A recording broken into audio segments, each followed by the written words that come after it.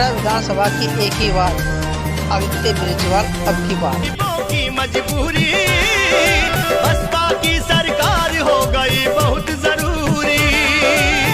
झूठे मूठे वादे सुनकर, झूठे मूठे वादे सुनकर, अब की बार ना बहकेंगे हम, अब की बार ना बहकेंगे हम। वंदे मातरम, मातरम वंदे मातरम, बदलेंगे सरकार है भारत माँ की कसम।